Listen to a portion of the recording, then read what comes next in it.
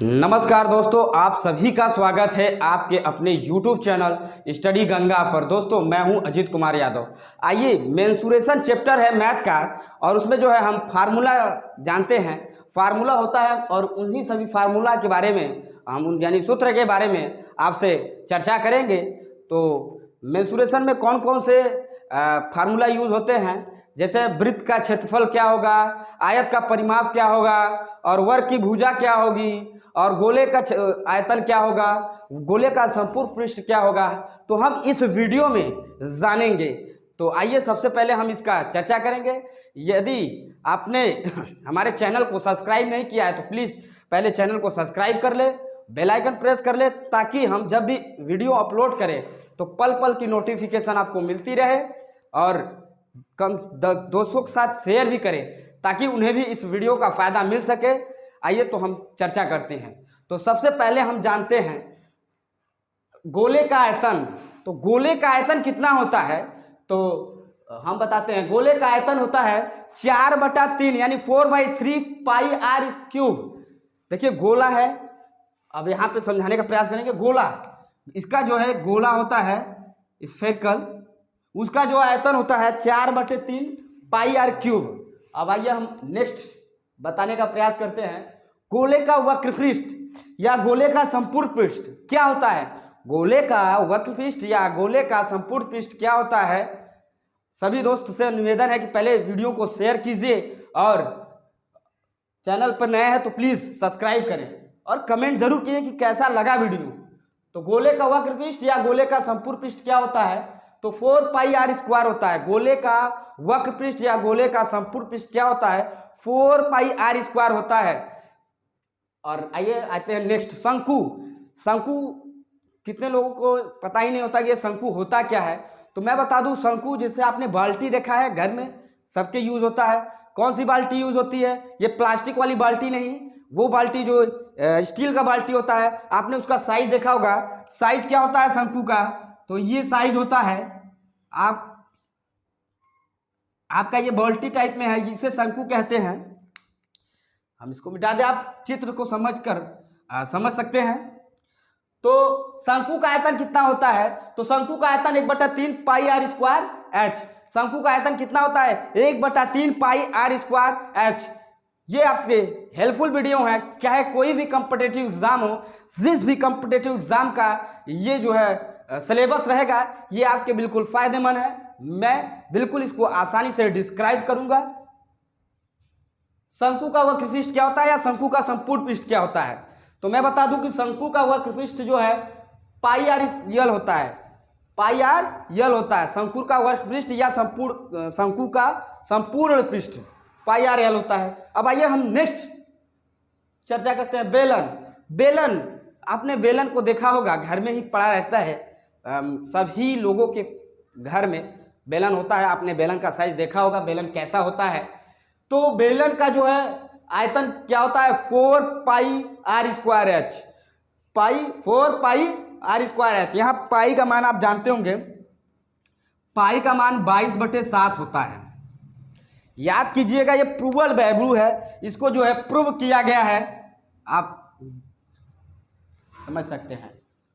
बेलन का आयतन क्या होगा, पाई आर स्क्वायर एच होगा।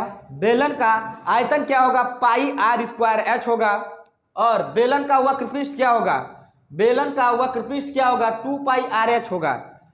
और एक बार फिर से, बेलन का आयतन क्या होगा, बेलन का आयतन जो होगा पाई आर स्क्वायर एच। आर क्या है, त्रिज्या है, और एच क्या है, उसकी ऊंचाई है। ध्यान दीजिएगा, बेलन का वक्र पृष्ठ होगा 2 पाई आर एच।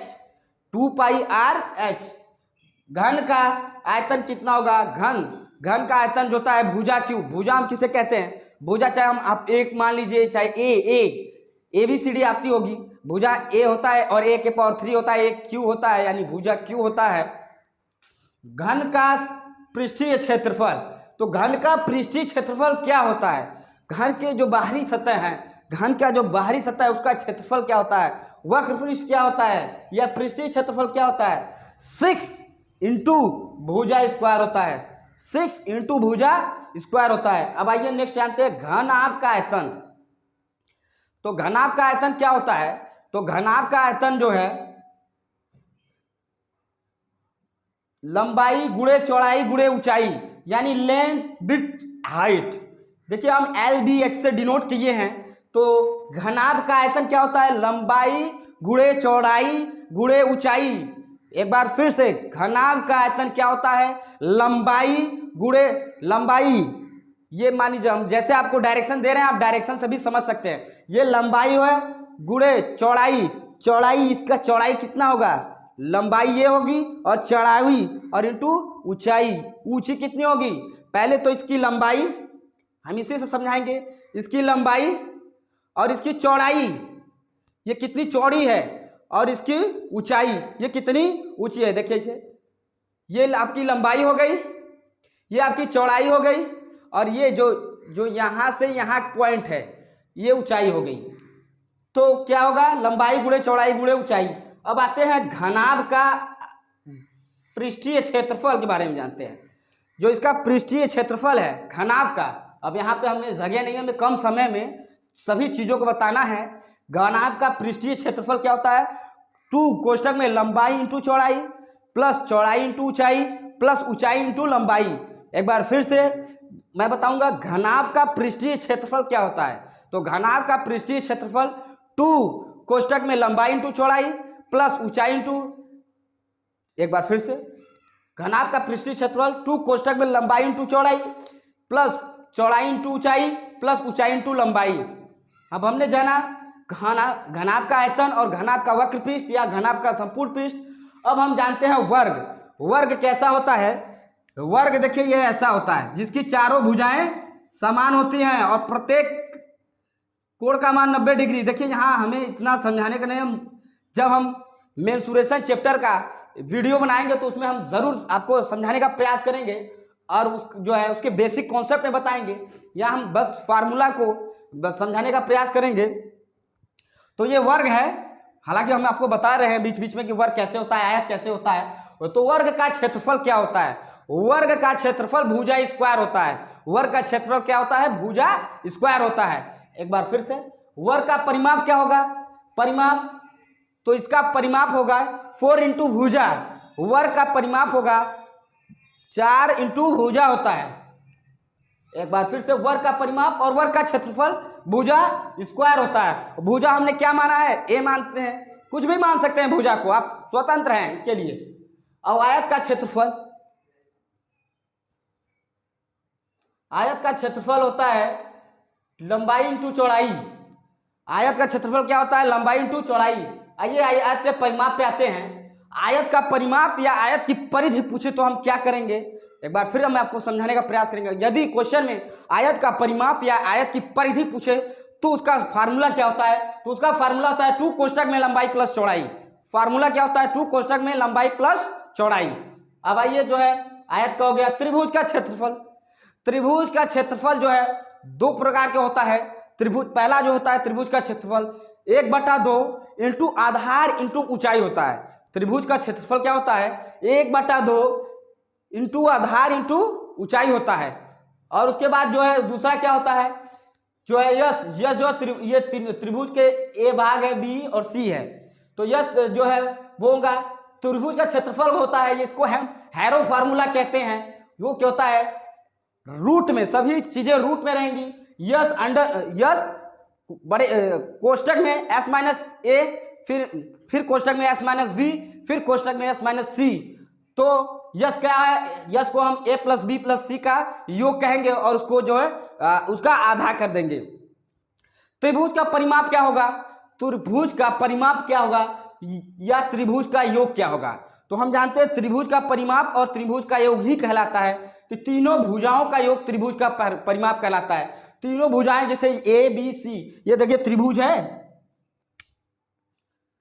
ये त्रिभुज है, ये ए है, ये बी है, सी है। हम अगर तीनों को जोड़ें तो उसका परिमाप कहलाएगा। समझ में आ गए होंगे। जहां नहीं समझ में आएगा आप डाउट अपना सेशन क्लियर कर लीजिएगा कमेंट सेक्शन में। अब आइए जानते हैं वृत्त का क्षेत्रफल। वृत्त का क्षेत्रफल क्या होता है? वृत्त सबसे पहले जान ले कैसे बनाया जाता है।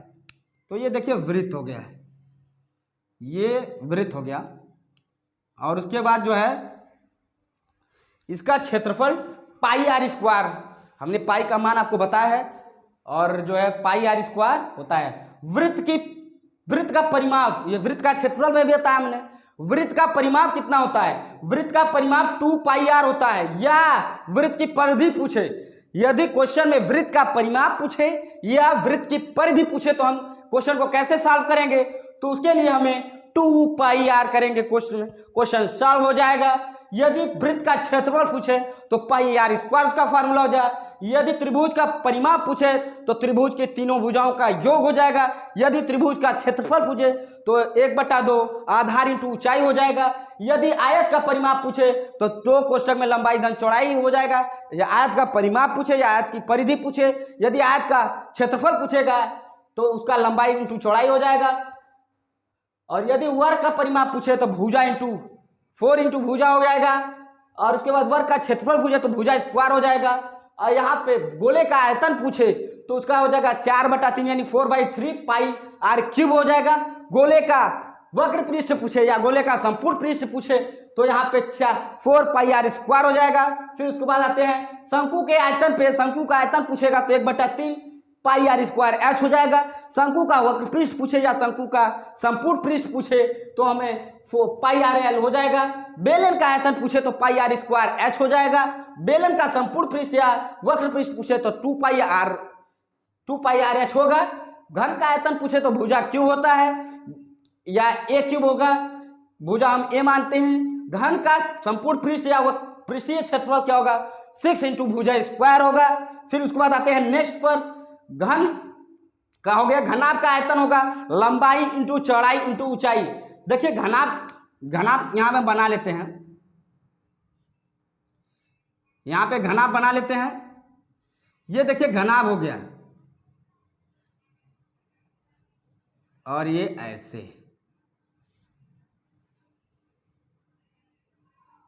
इसको देखिए थोड़ा सा बना रहे हैं। देखिए ये लंबाई हो गया, ये चौड़ाई होगा, ये ऊंचाई हो गया।